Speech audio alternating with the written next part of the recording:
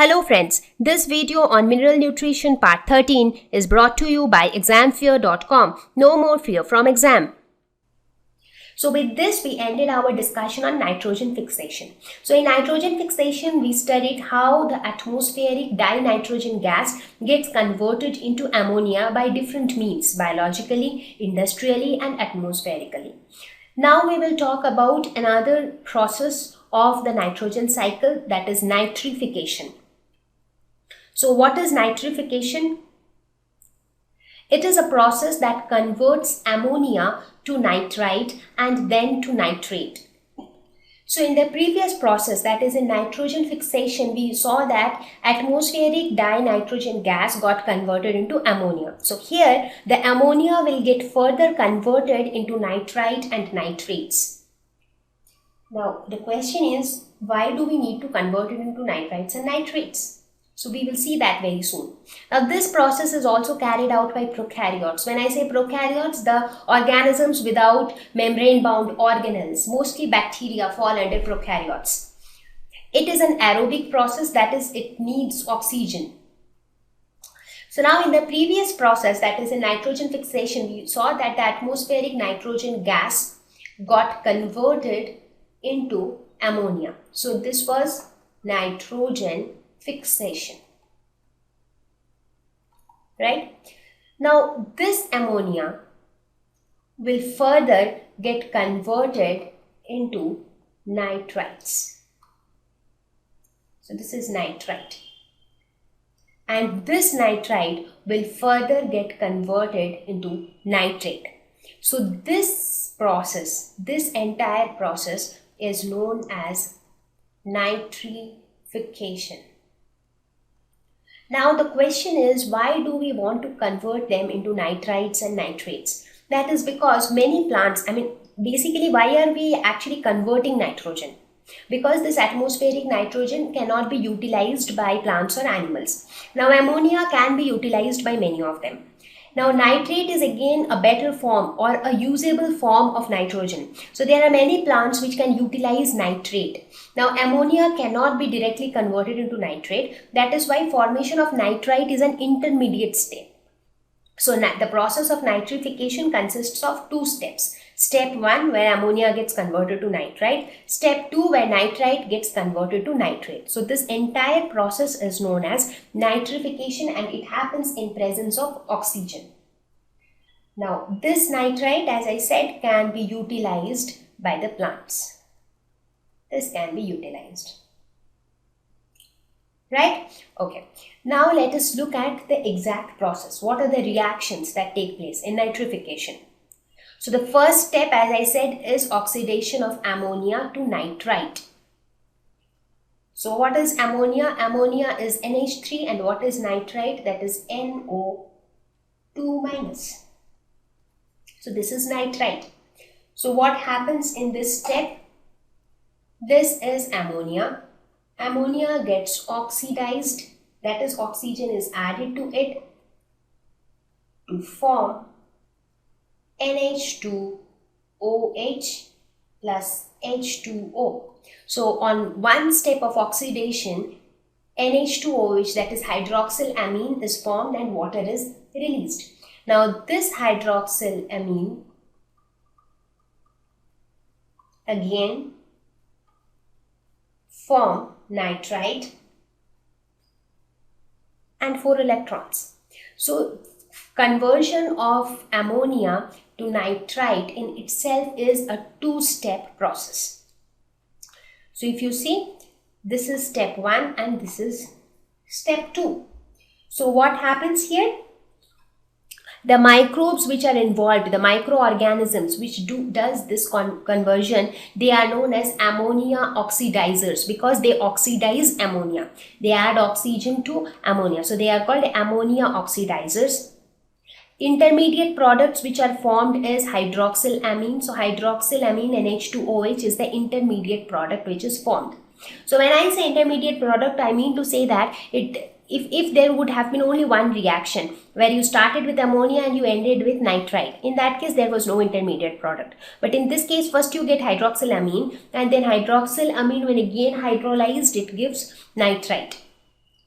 So what are the enzymes involved here? Ammonia monooxygenase and hydroxylamine oxidoreductase. So for the first reaction, the enzyme which is involved is the first enzyme, this one, E1. So this is the enzyme which is involved in the first reaction where ammonia gets converted into hydroxylamine. And the second enzyme which is involved in the oxidation and reduction of hydroxylamine, that is this one, hydroxylamine oxidoreductase. Right? So this is the first step of nitrification. In this process, small amount of energy is generated, not a very huge amount of energy. So let us look at the step 2. In step 2, nitrite will be oxidized to form nitrate. So what would be the reaction here? Here NO2 minus will be oxidized to form NO3 minus. So balance the reaction. So this would be your reaction. You start with nitrite, just oxidize it and you will get nitrate. So here the microbes which are involved or which carry out this process are known as nitrite oxidizing bacteria because of their function, because they actually oxidize nitrite. And in the previous step they used to oxidize ammonia. So they were called ammonia oxidizers. If you talk about intermediate products, no intermediate products are formed here because it is a single step process. Small amount of energy is generated. So in both the steps, step 1 and step 2, small energy is generated. So we can say that in the entire process of nitrification, a very small amount of energy is generated. So that was all about nitrification. Let us talk about the third process, that is denitrification. So what is denitrification? The name itself is like just the opposite of nitrification. So that was nitrification, that is denitrification. And actually it is the opposite process of nitrification. So a process that converts nitrate into nitrogen gas. So in the previous process, we converted ammonia to nitrate. Now we are going to convert nitrate back to the nitrogen gas and release it back to the atmosphere. So that is denitrification. So it returns nitrogen to atmosphere. So in nitrogen fixation, we started from the nitrogen gas present in the atmosphere. And here we are giving back the same nitrogen gas to the atmosphere. So in the first process, that is nitrogen fixation, we saw that the atmospheric nitrogen was converted into ammonia by the process of nitrogen fixation. Right? Then we saw that this ammonia got converted to nitrite and the nitrite got converted to nitrate by a process called nitrification.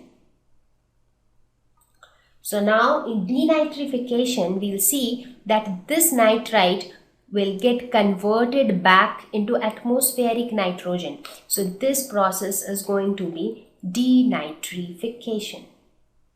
So you see, now you can actually see that it is forming a circle. It is forming a cycle kind of a structure. You started from here and then you went through all these and then you are coming back here. So it is a cycle, and this is how nitrogen cycle is formed. This process is also carried out mostly by prokaryotes. However, some eukaryotes also carry out this process. It is an anaerobic process. So since it is just the opposite process of nitrification, so in nitrification, what did we do? We oxidized the ammonia. That is what we do. So here we will not do that. We will just do the opposite thing. So therefore it doesn't need oxygen. So it is anaerobic process. So let us look at the process. So let us see what exactly is the reaction that takes place during this denitrification process. So it starts with nitrite, and this nitrite gets converted into nitrate. The nitrate gets converted into nitrite because nitrite was the intermediate product while formation also. During the process of nitrification also, nitrite was an intermediate product. So now when it is going the reverse way, then also nitrate first forms nitrite, and from nitrite nitrogen oxides are formed, and this in turn forms the nitrogen gas. So here you see a lot of intermediate products are formed. These gases are formed. The oxides of nitrogen are formed. So this is the process of denitrification. So here the intermediate products are gases like N2O and NO. Now another important thing here is these gases, mostly this N2O, this gas is considered as a greenhouse gas. What is a greenhouse gas? A gas which reacts with ozone and contribute to the greenhouse effect. So it causes air pollution. So this gas causes air pollution. So that means this process has some negative effects on the environment. So that means that is the disadvantage of this denitrification process. So that is a disadvantage, that it contributes to air pollution. However, there is an advantage also. It plays a very important role in the wastewater management. Now you might ask why?